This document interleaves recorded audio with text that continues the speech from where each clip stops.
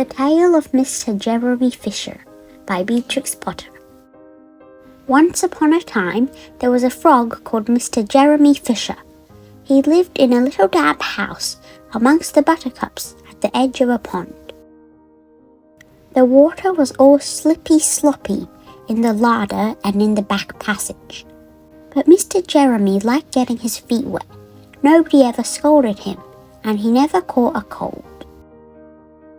He was quite pleased when he looked out and saw large drops of rain splashing in the pond. "I will get some worms and go fishing and catch a dish of minnows for my dinner," said Mr. Jeremy Fisher. "If I catch more than 5 fish, I will invite my friends Mr. Alderman Ptolemy Tortoise and Sir Isaac Newton. The alderman, however, eats salad." Mr. Jeremy put on a mackintosh and a pair of shiny galoshes. He took his rod and basket and set off with enormous hops to the place where he kept his boat.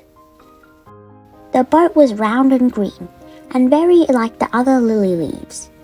It was tied to a water plant in the middle of the pond. Mr. Jeremy took a reed pole and pushed the boat out into open water. "I know a good place for minnows," said Mr. Jeremy Fisher. Mr. Jeremy stuck his pole into the mud and fastened the boat to it. Then he settled himself cross-legged and arranged his fishing tackle. He had the dearest little red float.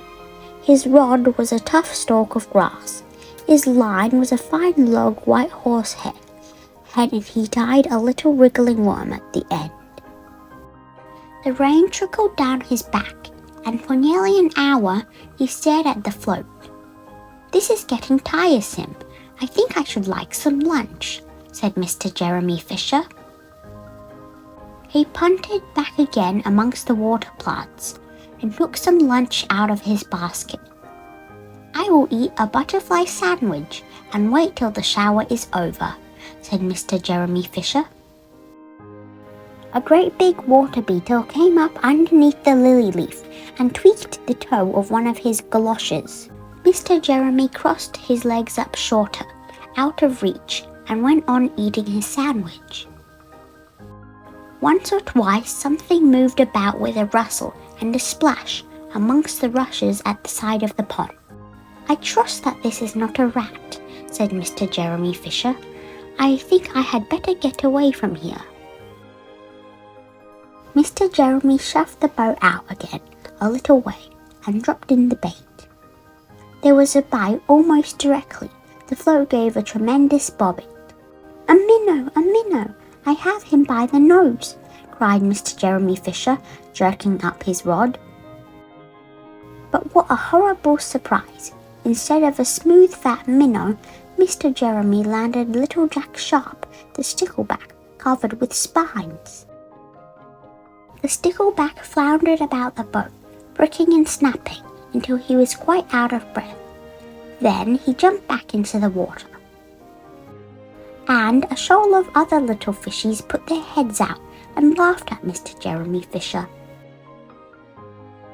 And while Mr. Jeremy sat disconsolately on the edge of his boat, sucking his sore fingers and peering down into the water, a much worse thing happened. A really frightful thing it would have been if Mr. Jeremy had not been wearing a mackintosh. A great big enormous trout came up, kerp-a-flop, p-p-p, with a splash, and it seized Mr. Jeremy with a snap. "Ow, ow, ow!" And then it turned and dived down to the bottom of the pond. But the trout was so displeased with the taste of the mackintosh that in less than half a minute it spat him out again, and the only thing it swallowed was Mr. Jeremy's galoshes. Mr. Jeremy bounced up to the surface of the water, like a cork and the bubbles out of a soda water bottle, and he swam with all his might to the edge of the pond.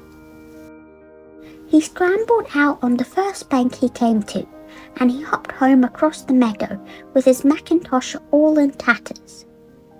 "What a mercy that was not a pike," said Mr. Jeremy Fisher. I have lost my warren basket, but it does not much matter, for I am sure I should never have dared to go fishing again."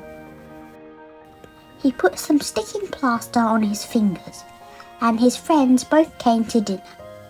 He could not offer them fish, but he had something else in his larder. Sir Isaac Newton wore his black and gold waistcoat, and Mr. Alderman Ptolemy Tortoise brought a salad with him in a string bag. And instead of a nice dish of minnows, they had a roasted grasshopper with ladybird sauce, which frogs consider a beautiful treat, but I think it must have been nasty. The end.